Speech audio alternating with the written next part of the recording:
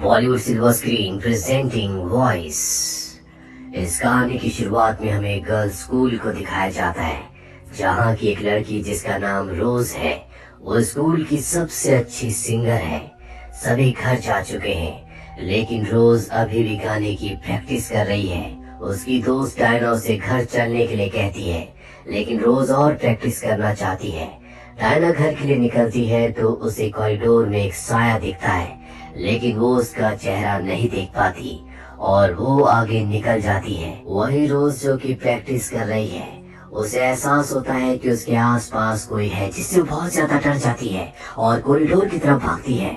तभी एक music notes का पन्ना उसकी तरफ उड़ कर आता और उसके गले में गड़ जाता है। इसके बाद उसे भी वही आकृति दिखती है जो कि उसकी दोस्त डायना को दिखी थी। अब उसकी नींद खुलती है। वो अपनी क्लासरूम में बैठी हुई है। सबसे पहले वो अपने गले को चेक करती है। उसे लगता है कि शायद उसने कोई सपना देखा है। वो जब सीढ़ियों से नीचे उतर रही होती है, तभी से एक टीचर मिलते हैं, जिन्हें वो गुड मॉर्निंग विश करती है, लेकिन वो कोई जवाब नहीं देते। रोज को कुछ समझ नहीं आता। तभी ऊपर से पानी की बूंद गिरती है जो कि उसकी आंख में गिरने वाली होती है, लेकिन उसकी आंख में वो पानी की बूंद नहीं गिरती, बल्कि उसके शरीर को पार करके नीचे गिर जाती है। इसके बाद वहां से दो लड़कियां गुजरती है, जो उसे पार करके आगे निकल जाती है। रोज को समझ में आ जाता है कि कुछ न कुछ गड़बड़ है। वो अपनी क्लासरूम में जाती है, जहाँ वो अपनी फ्रेंड से पूछती है, क्या तुम मुझे देख सकती हो, क्या तुम मुझे सुन सकती हो, लेकिन उसकी बात का कोई जवाब नहीं देता। रोज को लगता है कि वो कोई सपना देख रही है और जल्दी उसकी नींद खुल जाएगी और सब ठीक हो जाएगा। तभी उसे अपनी बेस्ट फ्रेंड डायना का ध्यान आता है और डायना से मिलने के लिए स्कूल से बाहर निकलने की कोशिश करती है, लेकिन वो बाहर निकल नहीं पाती। वो समझ जाती है कि वो यहाँ पर फंस चुकी है। उसे नीचे डायना नजर आती है, जिसे वो जोर से चिल्लाकर आवाज लगाती है। डायना अपने दोस्त से कहती है कि मैंने किसी के चिल्लाने की आवाज सुनी है, लेकिन डायना के अलावा ये आवाज किसी ने नहीं सुनी। वही रोज अपनी म्यूजिक टीचर से भी बात करने की कोशिश करती है, लेकिन इसका कोई फायदा नहीं होता। वही डायना को दिखाया जाता है जो रोज को ढूंढ रही है, लेकिन रोज उसे कहीं नजर नहीं आती। वो उसे कॉल भी करती है, लेकिन रोज कॉल रिसीव नहीं करती।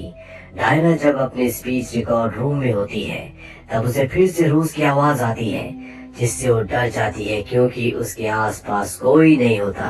रोज डायना को समझाने की कोशिश करती है कि तुम्हारे अलावा मेरी आवाज कोई नहीं सुन सकता, लेकिन डायना बहुत ज्यादा डर जाती है और वहीं पर गिर जाती है, जिसके बाद उसे मेडिकल रूम में ले जाया जाता है। वहाँ पर भी उसे रोज की आवाज सुनाई देती है। रोज उसे कहती है कि तुम डरो मत, मैं रोज हूँ और मुझे सिर्फ तुम सुन सकती हो। ये सब कुछ आज सुबह से मेरे साथ हो रहा है। कल रात को भी तुम्हारे जाने के बाद मेरे साथ कुछ अजीब हुआ था।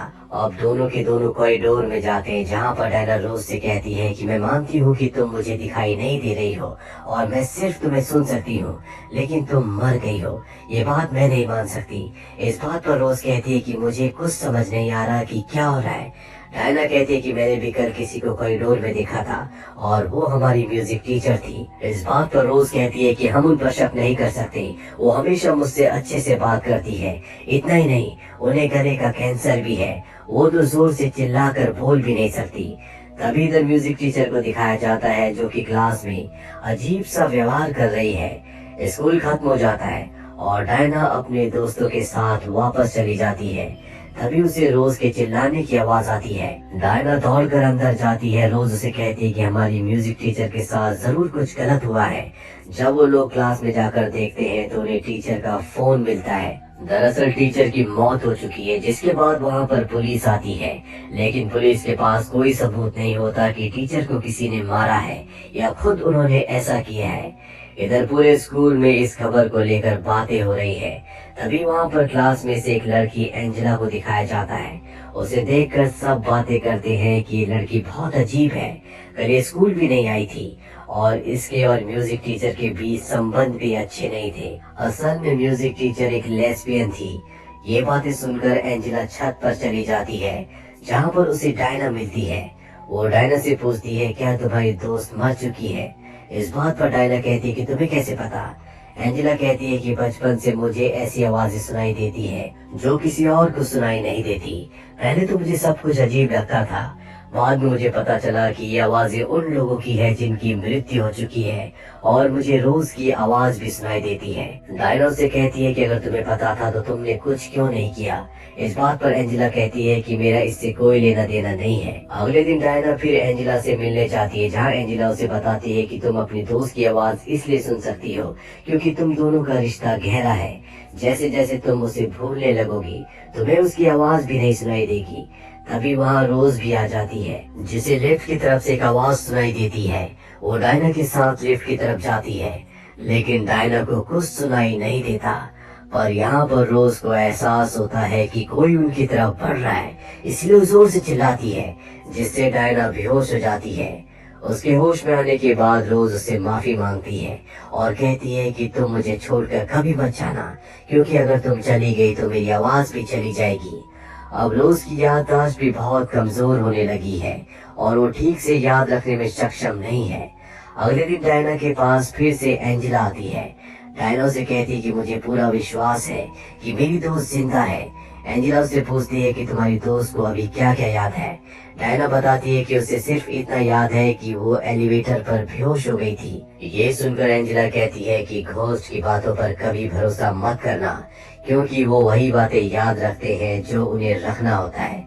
इधर रोज को स्कूल में काम करने वाले दो आदमियों की बातें सुनाई पड़ती है, जो कहते हैं कि म्यूजिक टीचर लेस्बियन थी और ये पहली बार नहीं हुआ। यहाँ पहले भी एक लड़की सुजैन ने ऐसा ही किया था, जिसके बाद वो दोनों के दोनों लिफ्ट की तरफ बढ़ते हैं और वहाँ पर अचानक से रोज की डेड बॉडी मिलती है, जिससे खून बह रहा होता है और अब सबको पता चल जाता है कि रोज की मृत्यु हो चुकी है।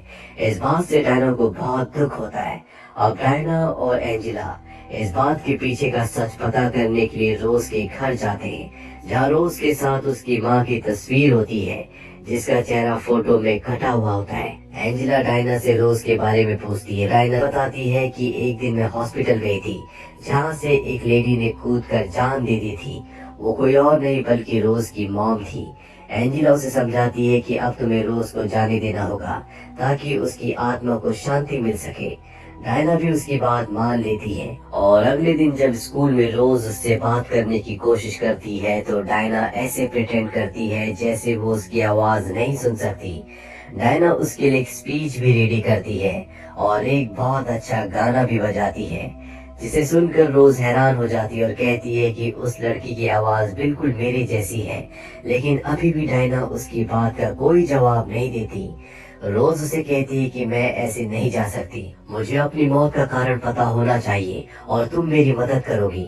डायना उसकी बात मान लेती है और म्यूजिक लाइब्रेरी में जाकर उस लड़की का म्यूजिक वीडियो निकलवाती है, जिसकी आवाज बिल्कुल रोज जैसी है।